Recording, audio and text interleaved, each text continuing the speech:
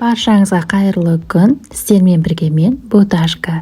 Бүгін мен каналымда сіздерге өте тойымды және де дәмді қою салаттардың бірі лечо салатының дайындалу жолымен бөліскім келіп отыр. Бұл салатты әркім әрқалай дайындайды. Менің дайындау жолымды көріп, сіздер де осы жолмен дайындап көріңіздер. Өте керемет, дәмді, қою салат, тойымды салат болады. Қажетті заттардың барлығын жуып тазалап аламыз. Яғни помидорды, болгар бұрыш, мен қызыл түстісін алдым. Сіздер араластырып көк түстінде қолдансаңыздар болады. Және де сәбіз, ас көктеріміз, пияз және де ащы бұрыш пен сарымсақ керек болады. Салатқа қанша мөлшерде қай затты қосу керектігін видеоның астына описание бөліміне жазып қалдырдым. Заттарымызды барлығын турап, өзімізге ыңғайлап аламыз. Яғни мына жерде помидорды турап жатырмын 4-ке бөліп. Ет тартқыштан өткізуге ыңғайлы болу үшін барлығын турап алып, ет тартқыштан өткіземіз. Помидор таңдағанда осындай етті помидор таңдасаңыздар, салаттарыңыз қою болып шығады. Барлық помидорларды өткізіп, үлкенде ыдысқа құйып дайындаймыз. Келесі кезекте болгар бұрыштарын тураймыз. Осылай барлығын ұзынша етіп турап, кубиктап тураймыз, 4 бұрыштылап. Сонда салаттарыңызда өте әдемі көрінетін болады. Видеода көрсетілгендей, тураған кезде қатты үлкен емес, қатты кішкентай емес бөліктерге бөліп, барлығын турап, дайындап қоямыз. Келесі кезекте сәбіздерімізді теркадан өткіземіз. Осындай арнайы, немесе бұлай ұнатпасаңыздар, майдалап, турап қоссаңыздар да болады. Ал енді келесі кезекте пияздарымызды турап дайындаймыз. Аса қатты майдалап тураудың да қажеті жоқ. Тамаққа қалай турайсыздар, дәл солай турап дайындап қойсаңыздар жеткілікті.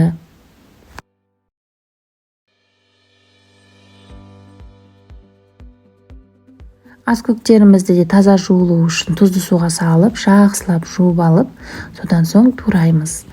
Осылай майда бөліктерге турап, ұсақтап, ыдыстарға салып, дайындап қоямыз.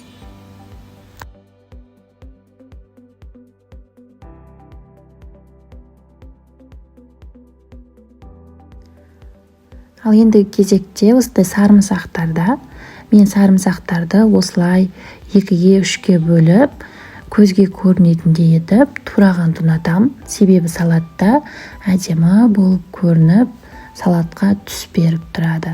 Ал сіздер бұлай ұнатпасаңыздар, ет тартқыштан өткізіп, қоссаңыздар да болады.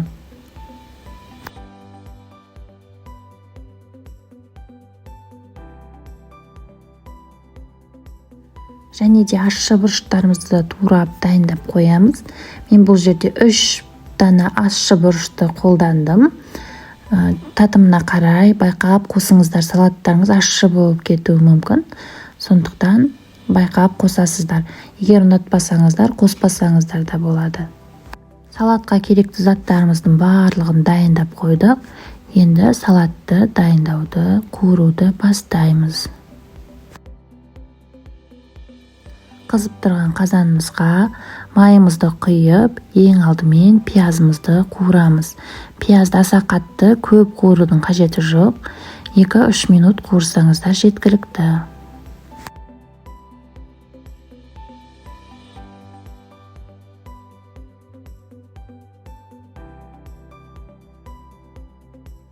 Пияздар осылай қуырылып болғаннан соң болгар бұрыштарын саламыз. Барлығын араластырып 6-7 минуттай қуырамыз.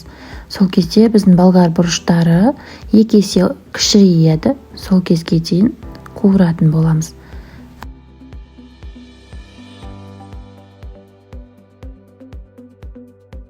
Байқасаңыздар, болгар бұрышының көлемі кішірейді. Енді осы кезде сәбіздеріміздің барлығын қосып, жақсылап араластырып, тағы да 7 минуттай қуырамыз.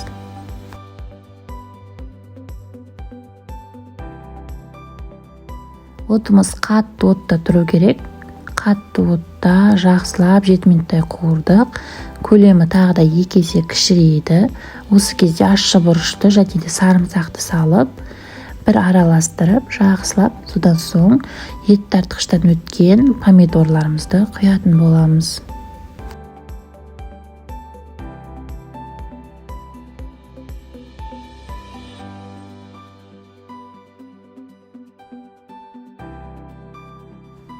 Помидордың барлығын құйдық.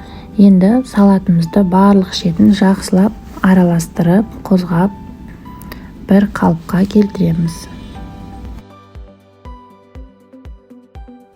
Салатымыз жақсылап бір қайнағаннан соң тұзымызды қосамыз.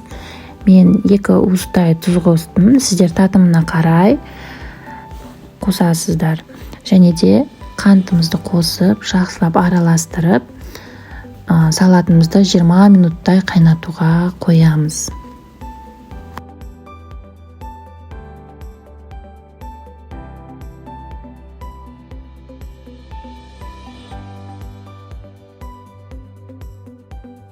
Минут қайнағаннан соң салатқа лавр жапырақтарын және де түйіршектелген қара бұрыштарымызды қосып, 5 минут тағы да қайнатып аламыз.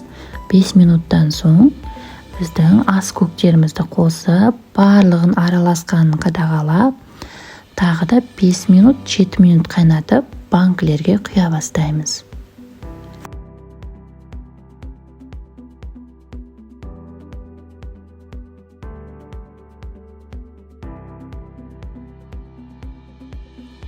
Салатымыз жақсылап қайнағаннан соң банкімізге құямыз.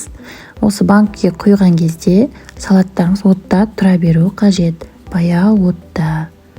Осы отта тұрған жерден құйып, банкілеріңізді жауып, дайындап қоямыз.